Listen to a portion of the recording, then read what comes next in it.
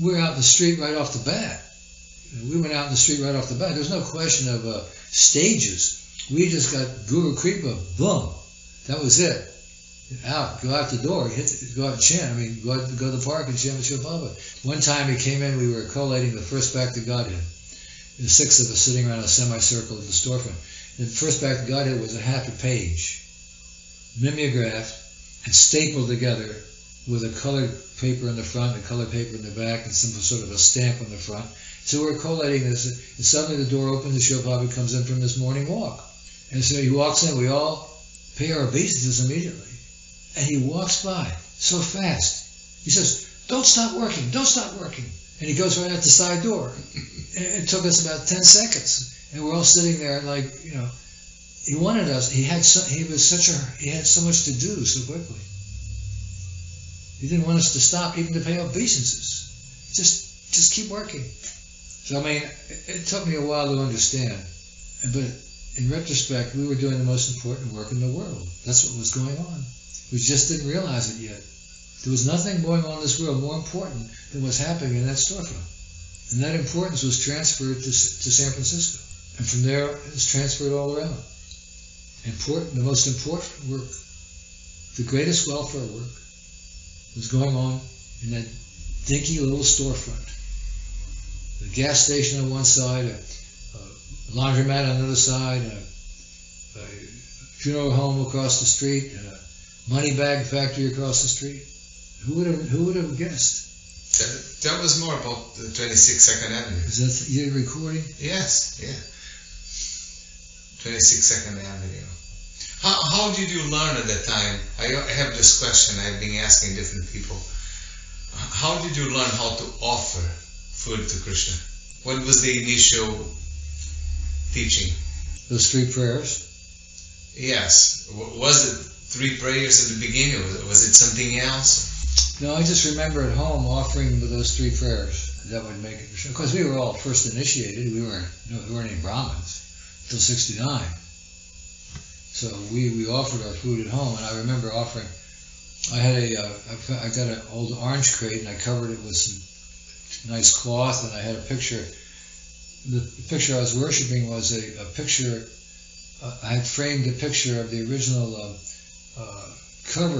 book covers to the Bhagavatam. There were some extra covers, and I got one and I put it in a frame, and I had a little incense holder and a bell, and that was my altar. And then I would put foodstuffs on that altar and offer with those prayers. The 3 prayers? Yeah. How many times each one? I don't remember. Because I spoke to Achyutananda, the same question, and he said that at the beginning Prabhupada just said you offer with love. With what?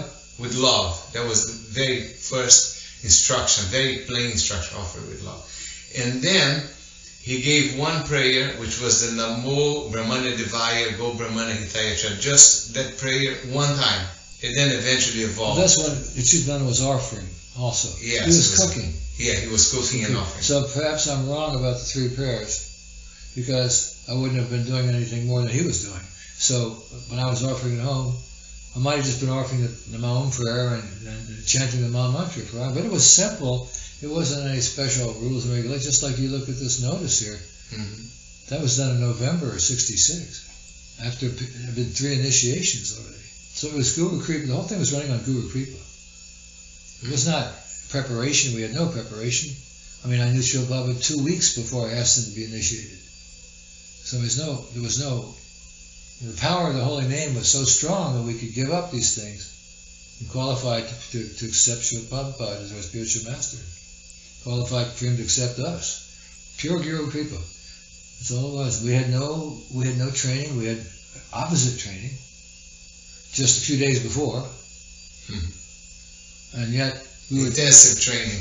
Huh? Intensive training. Yeah, those intensive courses. Just association with Srila Prabhupada did it. I mean, I went to class every day, 7 days a week in the morning for Bhagavatam. Monday, Wednesday, and Friday at 7 o'clock. So when I got home from work, I would, later on, after dinner, I'd go down to the evening class. In the morning, I would go to the morning class on the way to work, take prasadam with the devotees, and go to work. And then later on, another year, within a few months, I was coming home for lunch, coming back to the temple for lunch, because I was a supervisor and people weren't keeping track of me, so I could take a longer lunch. They would take enough time to take the subway to the storefront and take prasadam hurriedly and then go back to work. So I started doing that. So I didn't get that much personal association with Srila Prabhupada. I would go with all the devotees to Tompkins Square Park on Sundays and the Sunday feast. Then how was the Sunday feast? Packed. We had wonderful prasadam. We had everything: sweet rice, gulab jamans, wet sabzi, samosas, pakoras. You name it. It was all there. It was a really nice Sunday feast. Yeah. We don't see much of this. Some people wanted to donate some pots, some stainless steel pots for the feast. So we asked Prabhupada, these people want to give us some pots, and obviously they've been cooking meat in it before. Can we use these for a Sunday feast? He said, stainless steel can be sterilized from everything, including meat. So we sterilized the pots, and we added them to our repertoire, for cooking. Remember one morning I was waiting for the prasadam to come down. Usually we would have oatmeal, some fruit, and breakfast in the morning. After class, before I went to work, the devotees did their service, they would all take prasadam together. And most usually with oatmeal, with some fruit. And one day someone said, well, Srila Prabhupada's fixing breakfast. Srila Prabhupada's fixing breakfast, so we have to wait.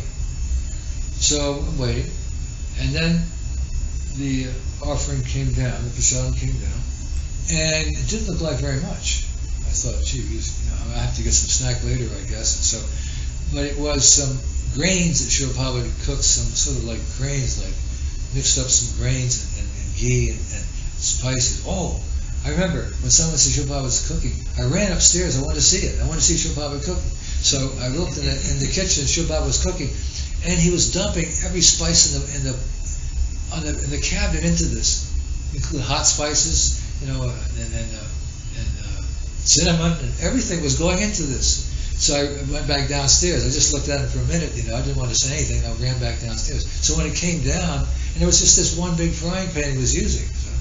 So it came down. I thought, gee whiz, I don't know if it's going to be enough for everybody. So it passed it out. Everybody got about a big, heaping teaspoon, not like a big tablespoon on their plate.